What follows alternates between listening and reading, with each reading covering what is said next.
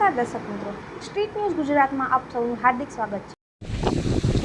આજરોજ જામનગર શહેર કોંગ્રેસ દ્વારા જે પરંપરાગત છે જામ રણજીતસિંહ આપેલી આ જામનગરને અમૂલ્ય ભેટ, જામનગરનું તળાવની પાર એ ઘરેણું છે। આજે આ વર્ષોથી જામનગરની જનતાને જામ રણજીતસિંહ દ્વારા આપેલો આ રણજીત સાગરની ભેટ આજે બીજી વાર નવા નીર આવ્યા અને નીરનું આજે જામનગર શહેર કોંગ્રેસ દ્વારા સ્વાગત કરવામાં આવ્યું। એને પુરવાર કરીને પરંપરા મુજબ કોંગ્રેસ દ્વારા આજરોજ બંને નીરના વધામણા કર્યા।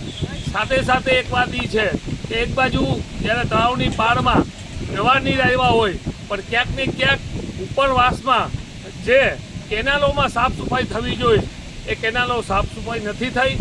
એની સાથે નીર તો આવ્યા પણ ક્યાંક ને ક્યાંક પ્રી મોન્સૂનની જે કામગીરી છે એમાં ભ્રષ્ટાચાર થયો હોય અને ભ્રષ્ટાચાર પણ તળાવની પાળમાં જામનગરની જનતાને ગંદકી સાથે નવા નીર સાથે ગંદકી પણ આવેલી છે। ક્યાંક ને ક્યાંક ભારતીય જનતા પાર્ટી ભૂલી જાય છે કે અમૂલ્ય ભેટ જામ સાહેબ બાપુએ બંને ભેટ આપી છે તો એને સ્વચ્છ રાખવી, એ સ્વચ્છ પાણીથી ભરાઈ જોઈએ અને જામનગરની જનતા એનો લાભ ઉઠાવે એ પણ ભારતીય જનતા પાર્ટીનું શાસન છે ત્યારે એની એક ફરજ છે। પણ આ ફરજમાં ક્યાંક ને ક્યાંક આ લોકો ભ્રષ્ટાચારના માજા મૂક્યું હોય માટે આ જામનગરની જનતાને આનો પણ સામનો કરવો